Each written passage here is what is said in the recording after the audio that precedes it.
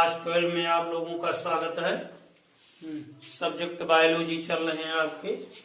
ध्यान दीजिए, चैप्टर 6 में मॉलिक्यूलर बेसिस ऑफ इनहेरिटेंस के बारे में बताया जाएगा, जिसमें आपको पार्ट 6 तक इस चैप्टर में पढ़ा दिया गया है। और आज आप लोग का पार्ट 7 है, जिसे टॉपिक कहते हैं डीएनए फिंगरप्रिंट, जो बोर्ड के दृष्टिकोण से बोर्ड 2021 में ये बहुत महत्वपूर्ण है, वेरी इंपॉर्टेंट है डीएनए फिंगरप्रिंट, जिसको हम बताने जा रहे हैं आप लोग को। ध्यान से समझिए, डीएनए फिंगरप्रिंट है क्या, इसके बारे में हमें समझना है। प्रत्येक व्यक्ति में, आप जानते हैं, प्रत्येक व्यक्ति में अलग अलग प्रकार के डीएनए फिंगरप्रिंट पाए जाते हैं, अर्थात अंगुली पाए जाते हैं। आप जानते हैं, अंगुलियों के अंतिम छोर पर जो ये चिन्ह पाए जाते हैं, यहाँ पर जो दिखाई देते हैं चिन्ह, यही डीएनए फिंगर है, यही डीएनए का फिंगरप्रिंट है। सर्जिकल के अनुसार, अर्थात सर्जरी के अनुसार, इनको काट के अलग भी किया जा सकता है, बदला जा सकता है, चेंज किया जा सकता है सर्जरी के माध्यम से फिंगर। अब आप देखिए कि सदा उंगली छाप केवल अंगुलियों के सिरों पर ही मिलता है, और डीएनए फिंगरप्रिंट व्यक्ति की प्रत्येक कोशिका, ऊतक एवं अंग में एक समान होता है। ऊतक और अंग में क्या होता है? एक समान होता है। टिश्यू, ऑर्गन्स, सेल्स में ये समान पाए जाते हैं। इस प्रकार जब हम किसी का फिंगर लेते हैं तो उससे कोशिका में रहने वाले डीएनए की जांच किया जा सकता है। डीएनए की जांच करते हैं।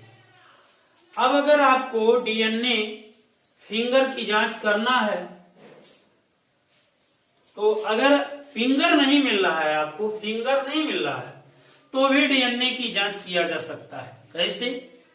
कई माध्यम होते हैं, ऑर्गन्स होते हैं। आइए देखिए, ऑर्गन्स आप स्किन के माध्यम से, स्किन में त्वचा के माध्यम से ज्ञान कर सकते हैं।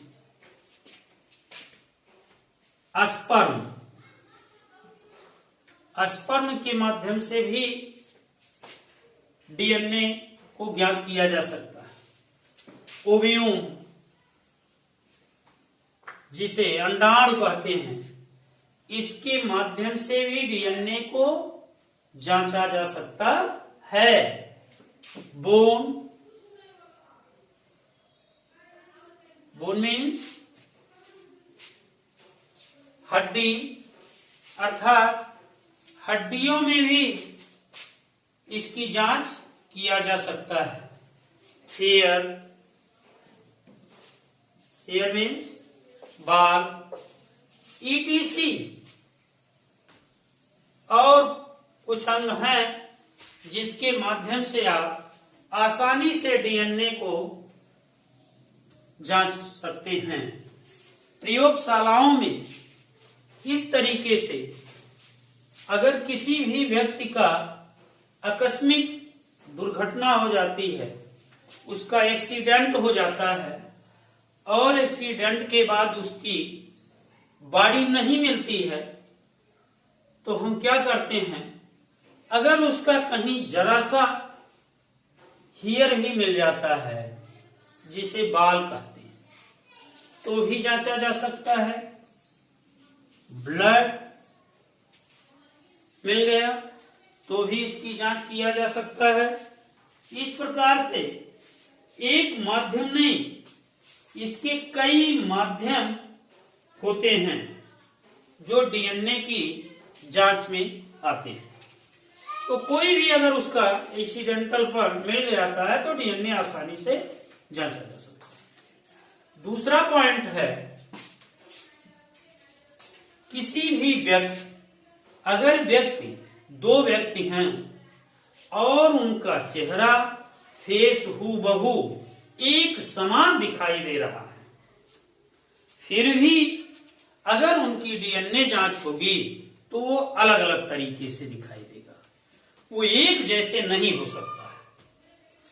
डीएनए प्रत्येक व्यक्तियों का, किसी दो व्यक्तियों का अलग अलग होता है, समान नहीं हो सकता है। रूपरेखा, एक्सटर्नल मॉर्फोलॉजी उसका समान दिखाई देता है, लेकिन डीएनए में क्या होती है, उसके भिन्नता पाई जाती है, भिन्न होते हैं। इसलिए ऐसी प्रक्रिया को डीएनए प्रोफाइलिंग कहते हैं। क्या कहते हैं? DNA profiling.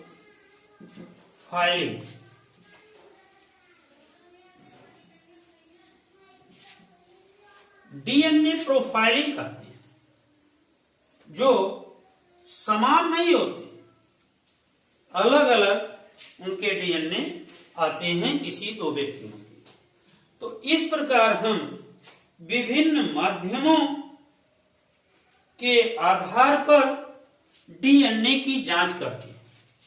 अब देखते हैं किसकी जांच करना आवश्यक है, कैसे हमें मालूम हो कि मान लीजिए इनका अनुप्रयोग, जिसे हम क्या कहते हैं, अनुप्रयोग कहते हैं। अनुप्रयोग में कैसे किसका हम जांच किया जा सकता है, जिसे application of DNA finger, application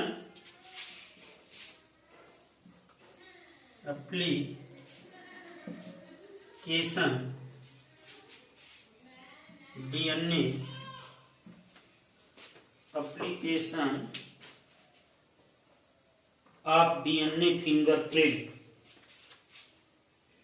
of DNA finger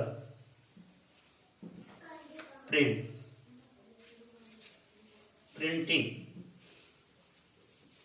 अब हम देखते हैं डीएनए का अनुप्रयोग कैसे होता है।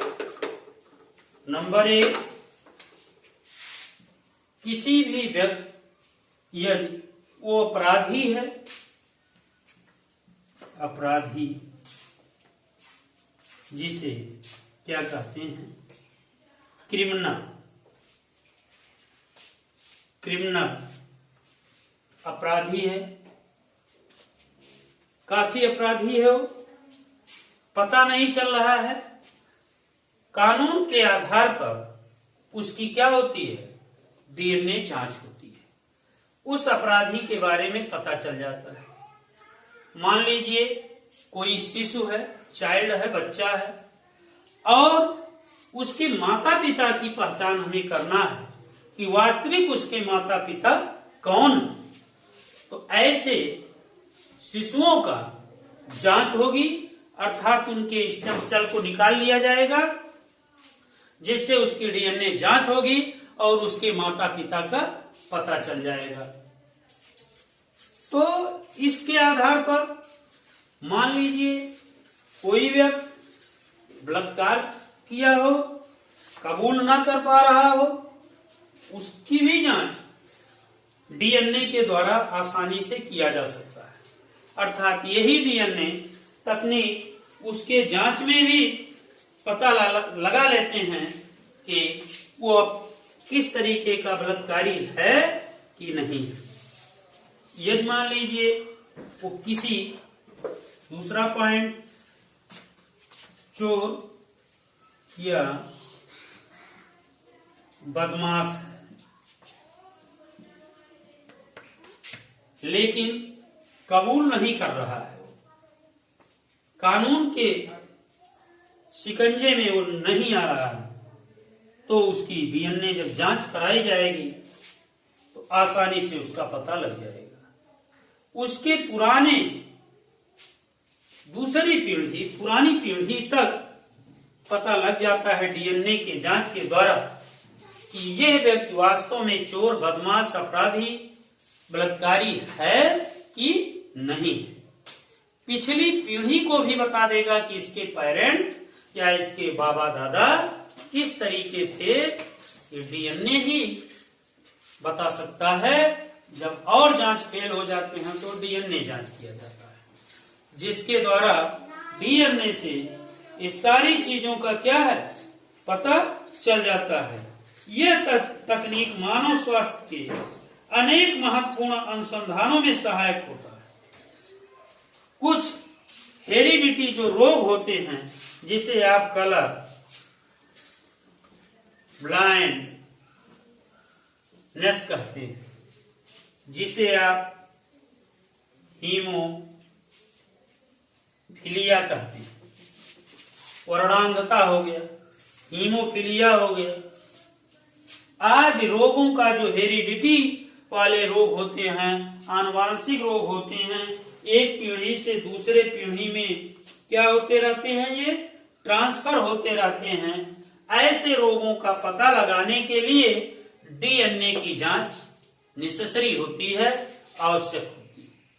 डायबिटीज भी, डायबिटीज जिसे क्या कहते हैं, मधुमेह रोग कहते हैं, उसकी जांच भी इसके द्वारा संभव होती है। तो इस तरीके से आप अगर